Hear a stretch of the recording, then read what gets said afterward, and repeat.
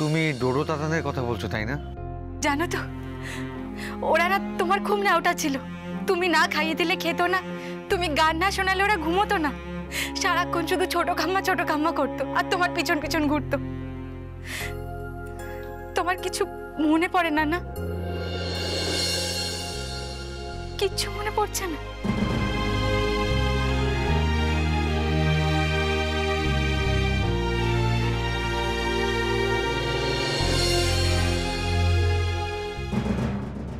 না গো দিদি, আমি অনেক চেষ্টা করছি গো, কিন্তু কিচ্ছু মনে পড়ছে না আমার।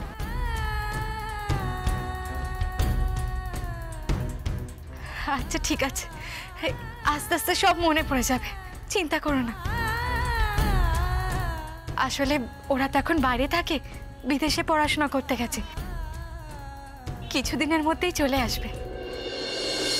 ওরা আমাকে যখনই ফোন করে জানো তো, তখনই জিজ্ঞেস করে যে ছোট খাম্মা কি ফিরলো, কাকাই কেমন আছে, কাকাই ঘুমোই তো, কাকার শরীর ঠিক আছে তো। আমি ওদেরকে বলেছি তোদের ছোট কাকা এবার নিশ্চিন্তে ঘুমোবে, তোদের ছোট কাম্মা ফিরে এসেছে তোদের বোনকে নিয়ে। আমি ওদেরকে বলেছি তোরা এবার তাড়াতাড়ি ফিরে আয়, আমরা সবাই মিলে এখানে একসাথে থাকবো। পাপিয়া, এরকম ছেলে মানুষই করলে হবে বলো? ওরা আসবে কি করে? ওদের তো পড়াশোনাটা শেষ করতে হবে নাকি? আমি তো এরকমই, তুমি জানো না ওদের পড়াশোনা যে কবে শেষ হবে, কবে ওরা ফিরে আসবে, আমি সেটার জন্যই তো অপেক্ষা করে আছি। তোমরা ছেলেরা বুঝবে না গো, ছেলে মেয়ে কাছে না থাকলে মায়ের কতটা কষ্ট হয়, কি অবস্থা হয় সেটা তোমরা বুঝবে না।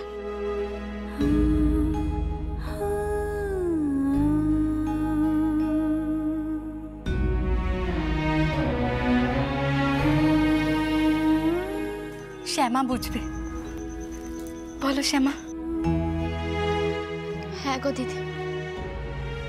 দিদি না গো, বড় দিদি। তুমি আমাকে বড় দিদি বলেই ডাকতে, তাই ডেকো কেমন? পাপিয়া, এবার চলো।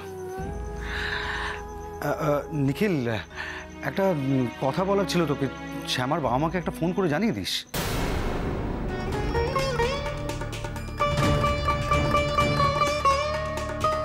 বাবা মা? হ্যাঁ শ্যামা, তোমার বাবা মা এতদিন তোমাকে ছাড়া ওদের যে কিভাবে কেটেছে।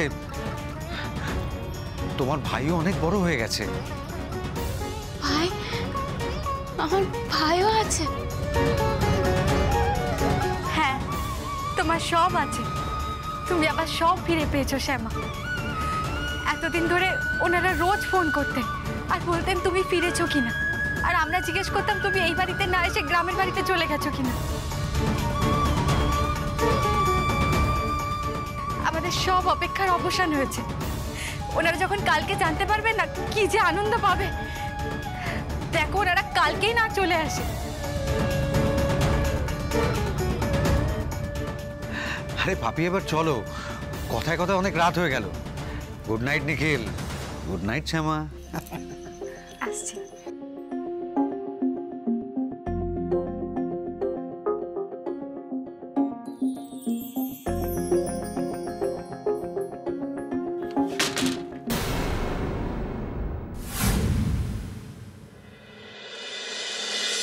ওঠো ওঠো ওঠো। এই তো আস্তে আস্তে আস্তে আস্তে।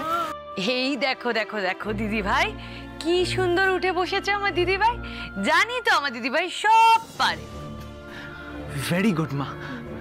দেখো, আমি বলছি তো, একটু চেষ্টা করলেই তুমি পারবে, আমি আছি তো।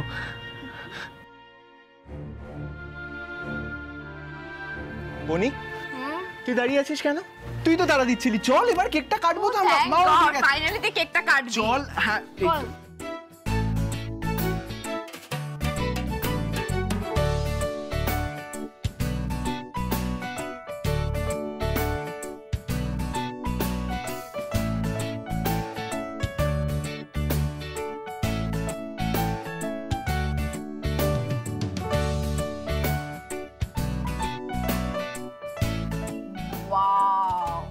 সুন্দর না?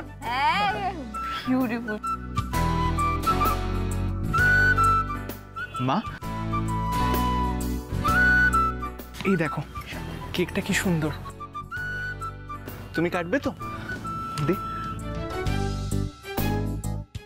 ভেরি হ্যাপি নিউ ইয়ার মা।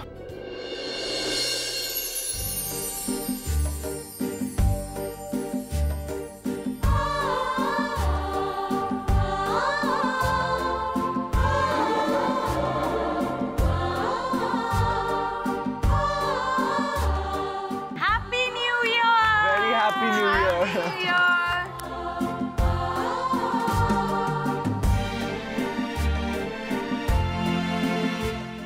মা,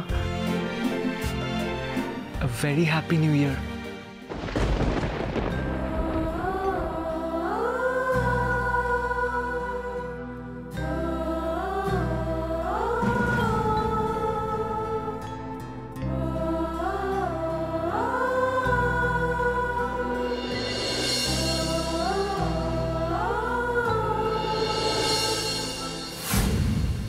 हैप्पी न्यू ईयर काकिया।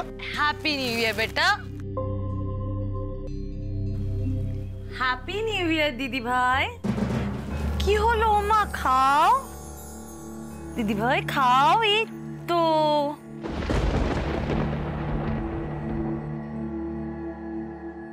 রাই বেটা, হ্যাপি নিউ ইয়ার। তুমি খাও। অনি বেটা, a very happy new year। মা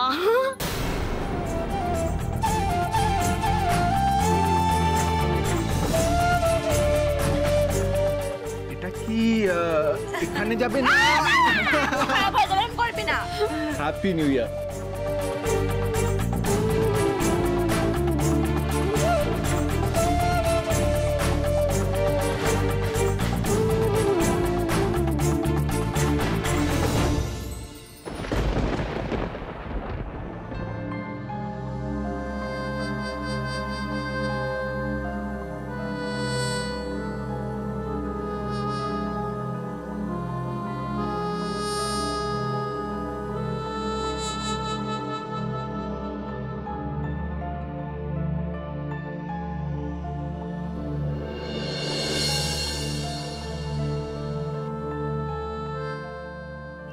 আমার সাথে থাকতে তোমার এত অসুবিধা হচ্ছে?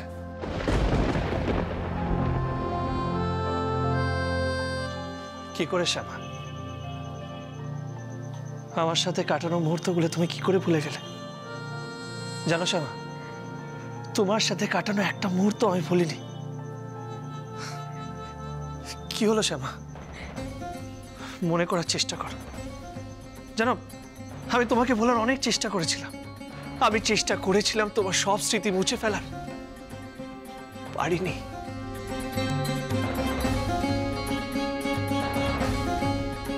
তোমার হয়তো মনে নেই শ্যামা, কিন্তু আমার সব মনে আছে। কতদিন তোমার সাথে গল্প করতে করতে, তোমার গান শুনে তোমাকে জড়িয়ে ঘুমিয়ে পড়তাম। আর তুমি তুমি কি করতে জানো? আমার বুকে মাথা রেখে ঘুমিয়ে পড়তে। কতদিন যে সেইভাবে ঘুমোইনি আমি। শ্যামা, শ্যামা একটু মনে করার চেষ্টা করো শ্যামা, একটু চেষ্টা করো। চারিদিকটা একবার দেখো শ্যামা, এটা এটা আমাদের ঘর। চিনতে পারছো? বলো না শ্যামা। এই দেখো, এই দেখো, এই আলমারিটা দেখো, দেখো চিনতে পারছো? এই খাটটা দেখো, এই খাটটা দেখো, সবকিছু দেখো, চারিদিকটা দেখো শ্যামা।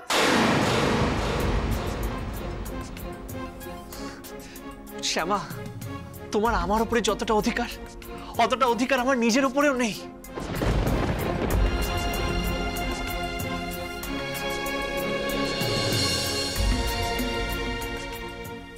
তোমার সব স্মৃতি আমি মুছে ফেলার চেষ্টা করেছিলাম শ্যামা, কিন্তু মুছতে পারিনি।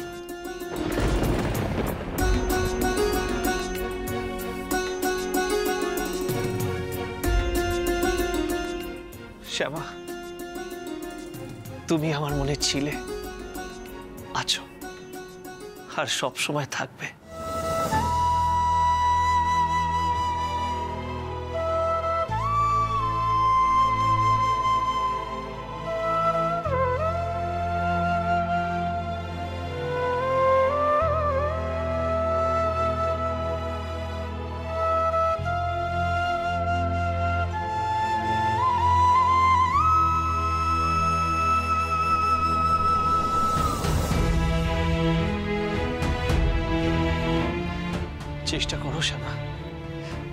মনে করার চেষ্টা করো। দেখো, আমার দিকে তাকো। আমি তোমার নিখিল শ্যামা, যাকে তুমি সব থেকে বেশি ভালোবেসেছো। দেখো শ্যামা, আমার দিকে তাকিয়ে দেখো, চারিদিকটা দেখো। তোমার সবকিছু মনে পড়বে, আমি জানি শ্যামা। তোমার মনে পড়বে শ্যামা, তোমার মনে পড়বে, পড়তেই হবে। সব মনে পড়বে শ্যামা, আমার বিশ্বাস তোমার সব মনে পড়বে। একটু চেষ্টা করো তুমি।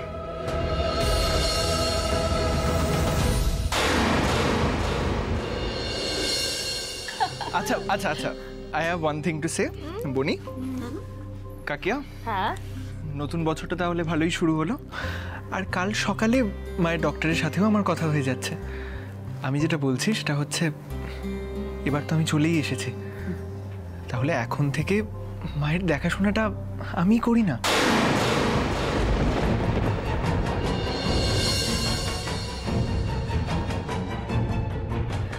নিজের হাতে মাকে একটু ওষুধ টষুধ না খাইয়ে দিলে আমি তো শান্তি পাচ্ছি না। অ্যাটলিস্ট মাকে নিজের পায়ে দাঁড় করিয়ে একটু কথা বলালে তবে তো আমি শান্তি পাই।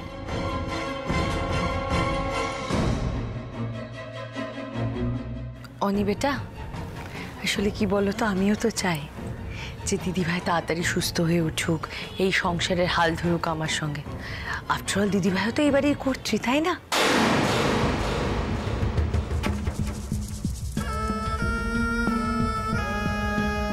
দিদিভাই, কি গো, তুমি কথা দাও তুমি তাড়াতাড়ি সুস্থ হয়ে উঠবে তো?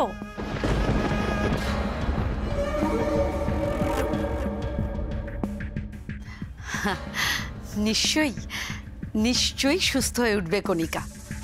এমন বোনের মতন যা কজনের হয় বলো তো? আপন বোনের চাইতেও ও বেশি যত্ন করে, এমনটা কিন্তু ভূভারতে দেখা যাবে না।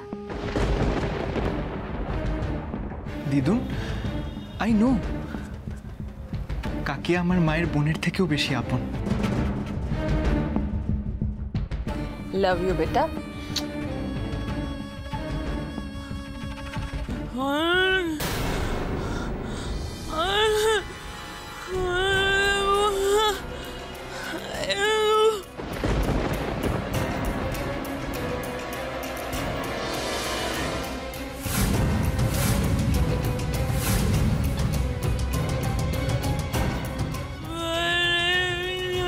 মা, মা কি হয়েছে মা? তুমি এরকম করছো কেন?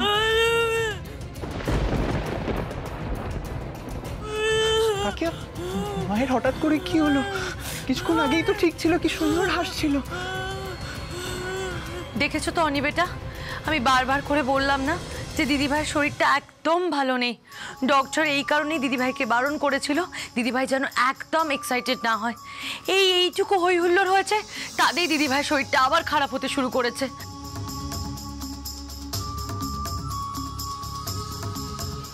এনিওয়ে, বলছি রাই বেটা আর অনি বেটা, তোমরা ঘরে যাও, তোমার মাকে একটু ওষুধ দিতে হবে, বুঝলে তো? কাকিয়া প্লিজ, আমি থাকি না। আসলে কি বলো তো বেটা, তুমি তো ছেলে হও, তোমাকে দেখলেই দিদিভাই এক্সাইটেড হয়ে পড়বে, আরো নার্ভে চাপ পড়বে। বলছে তুমি আজকের দিনটা প্লিজ ঘরে চলে যাও, দিদিভাই দেখো ঠিক সুস্থ হয়ে যাবে, একদম চিন্তা করো না। অনেক অনেক অনেক মাকে ছেড়ে দাও। অনেক এই সময় মায়ের এভাবে থাকলে আরো কষ্ট হবে বাবা। তুমি ছাড়ো, চল। আর বলছি কি বেটা, কেকটা নিয়ে নাও, ফ্রিজে রেখে দাও। ছোট দাও, চল এটা তোলো তাড়াতাড়ি চল। কিছু হবে না বেটা, একদম চিন্তা করো না, কাকিয়া এগুলো একদম হ্যান্ডেল করে অভ্যস্ত। চলো তুমি চলো। দিদিভাই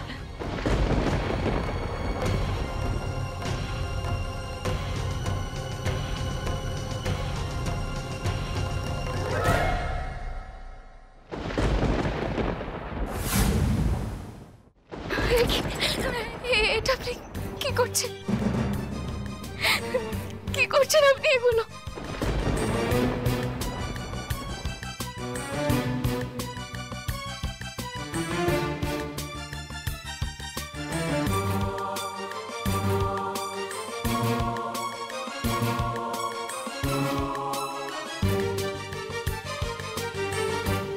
আমাকে ক্ষমা করে দিন, করুন, আমি আপনাকে খুব শ্রদ্ধা করি। আমি জানি আপনারা সবাই সত্যি কথা বলছেন, আমাকে আপনারা সবাই মনে করানোর চেষ্টা করছেন, আমি চেষ্টাও করছি, বিশ্বাস করুন, কিন্তু কিন্তু আমার কিচ্ছু মনে পড়ছে না, কিচ্ছু না।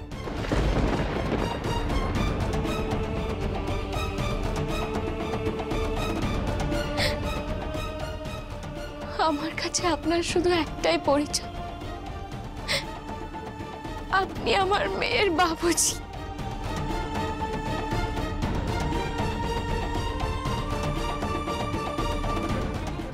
সরি শ্যামা, আমারই ভুল। আমি তো এখনো তোমার কাছে অচেনাই। তোমার এইভাবে অস্বস্তি হওয়াটা স্বাভাবিক, মানে আই এম রিয়েলি সরি। তুমি তুমি প্লিজ ভয় পেও না, আমি তোমার কাছাকাছি আর যাব না, ট্রাস্ট মি। ঠিকই তো শ্যামা, একজন অচেনা মানুষ তোমাকে ছুলে তোমার তোমার অসুবিধা হওয়াটাই স্বাভাবিক। আমি আর তোমার কাছে আসবো না, প্লিজ প্লিজ ডোন্ট ওয়ারি। তুমি একটা কাজ করো, তুমি খাটে শুয়ে পড়ো, আমি সোফায় শুয়ে পড়ছি, ঠিক আছে? এবার না না, এটা কি করে সম্ভব? দেখুন, এই ঘরটা আপনার ঘর, আপনি খাটে শুয়ে পড়ুন, আমি নিচে শুয়ে পড়বো, আমার কোনো অসুবিধা হবে না। না না শ্যামা, দেখো তুমি যদি চাও আমি বাইরে অন্য ঘরে না শুই, তাহলে প্লিজ তুমি খাটে শুয়ে পড়ো, আমি সোফায় শুয়ে পড়বো, প্লিজ। আপনি এত জেদ করেন কেন বলুন তো? জানেন, কৃষ্ণাও ঠিক এইরকমই জেদ করে। এভাবে জেদ আর করবেন না। সবাই বলছিল আপনি নাকি এতগুলো দিন ঠিক করে ঘুমোননি, আজ ঘুমোবেন। কি করে ঘুমাবো শ্যামা? আমি তো শান্তিতে শুধু তোমাকে জড়িয়ে ঘুমোতাম, সেটা তো আর হবে না। এনিওয়েজ, এইসব নিয়ে তোমাকে আর ভাবতে হবে না। তোমার যখন মনে পড়বে তখন আমি তোমাকে বলবো যে তুমি কি কি করেছিলে।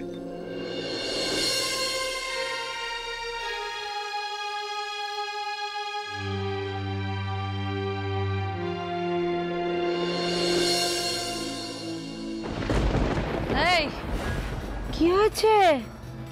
ও মা, মাথা নাড়ি নাড়ি কি বলতে ইচ্ছা করছিল গো? বুঝতে পেরেছি, আহারে সাদের ছেলেকে বলতে চাইছিল যে মোটেই তোমার কাকি এতটা ভালো নয়, আমার বোনের মতো নয়, ওই শয়তানি করছে, তাই তো? আবার আবার ও দাঁড়া, দেখাচ্ছে তোর মজা, দাঁড়া।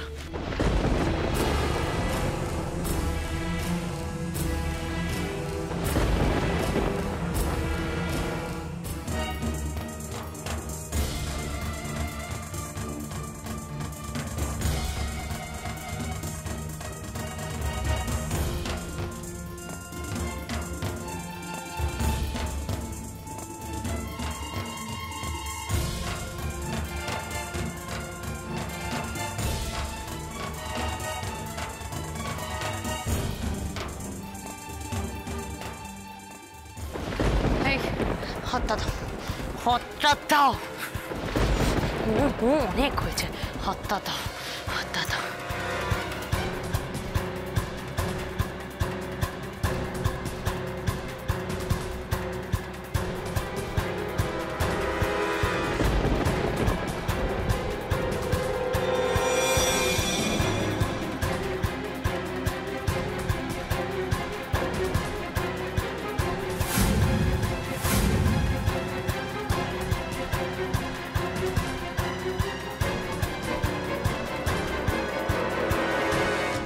তুমি ঘুমাও, শো,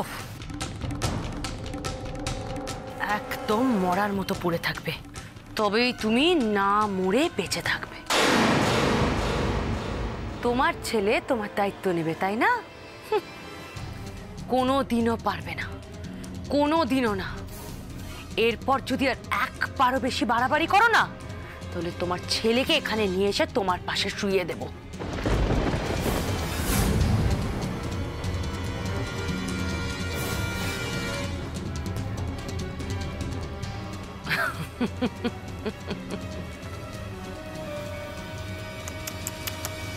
বিদেশ যাবে তাই না? আহারে, সাদের ছেলে তার মাকে নিয়ে বিদেশ যাবে। যাওয়াচ্ছি আমি বিদেশ।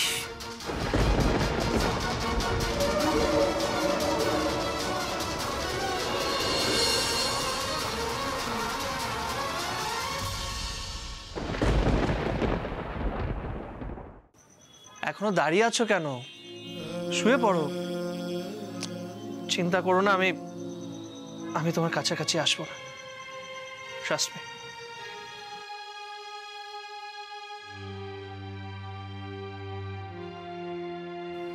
কি হলো শ্যামা, ঘুমোতে যাও।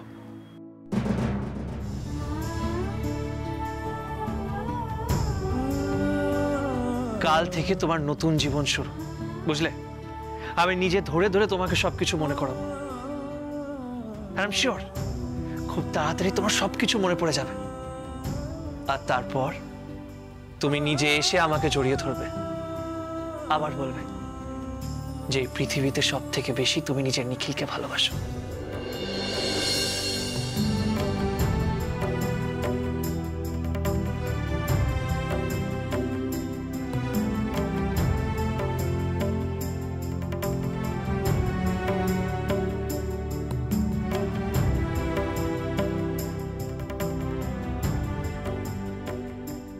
পারলে আমাকে ক্ষমা করে দেবেন।